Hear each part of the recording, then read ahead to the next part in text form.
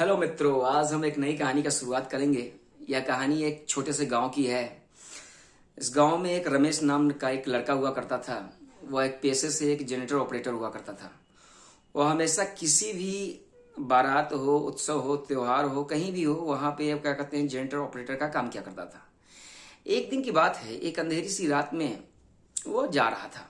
जाते जाते उसने देखा कि कुछ ऐसे जो है बारात आ रही है और नदी के पास एक बारात आ रही है। वो बारात की तरफ जाने लगा, देखने लगा। वो बड़े गौर से देखा तो उसे लगा, अरे ये क्या है? ये तो भूतों की बारात है, यहाँ तो भूत है। अरे ऐसे ऐसे लोग हैं वहां पे। किसी की आंखें निकली है, किसी की चमड़ी जली हुई है, कि वो कंगाल कंकाल की तरह है। तरह तरह के लोग दिखाई दे रहे थे।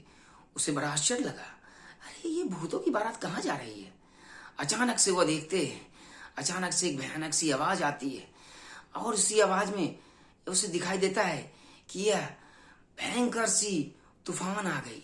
तूफान में वो सारे जितने भी बाराती थे वो सब अंदर चलने लगे।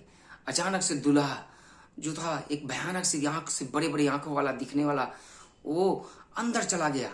जैसे ही धीरे धीरे दलदल हो गए, दलदल में सब अंधेरी अंधेरे सब चलने लगा। रमेश अचानक से कांपने लगा और डरने लगा। वो उसकी सारी शरीर ठंडी सी पड़ गई।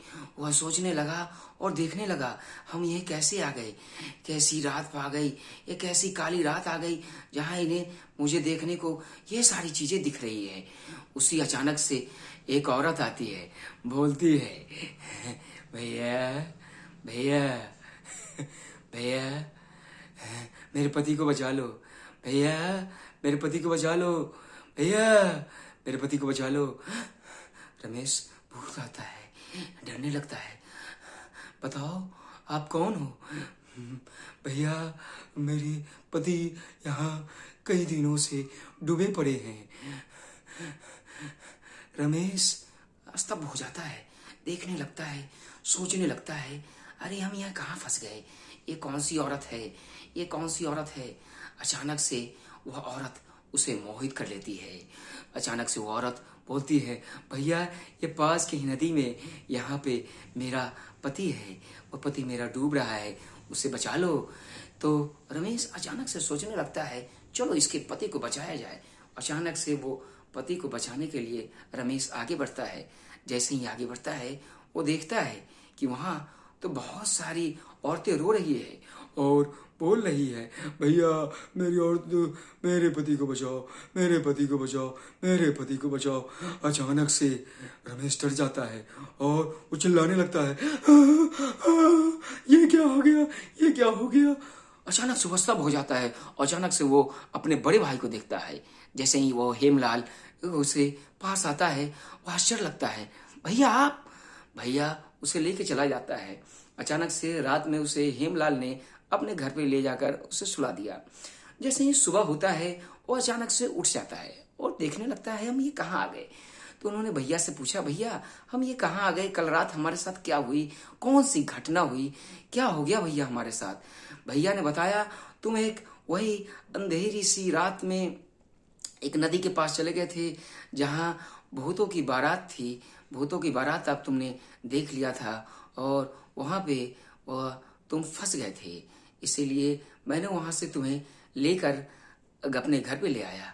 उसी अचानक से उसकी बूढ़ी माँ उसे उसके सामने आ गई और रमेश को वह कहानी सुनाने लगी। रमेश को यह कहानी सुनाने लगी। रमेश को कहने लगी, अरे बेटा, वहां पे एक समय की बात है, कुछ बाराती जा रहे थे। उसी समय घोर सा बाढ़ आ गया और अंधेरी सी रात में भयंकर तूफान आ गए। बहुत सारी बारातियां वहां मर गई। तो अचानक से हर रात को वहां पे, आधी रात को वहां पे हमेशा भूतों की बारात चलती रहती है। इसीलिए बेटा ये हमेशा सावधानी से चलना। वहां हमेशा वो आत्माएं आवाज करती रहती है और हमेशा सारी औरतें अपने अपने पति को बुलाती रहती है और वह कई लोग वहां पे अपनी जान गंवा चुके हैं। रमेश जब भी जाता वह रास्ता बदल दिया, उसने दूसरे रास्ते चले गए।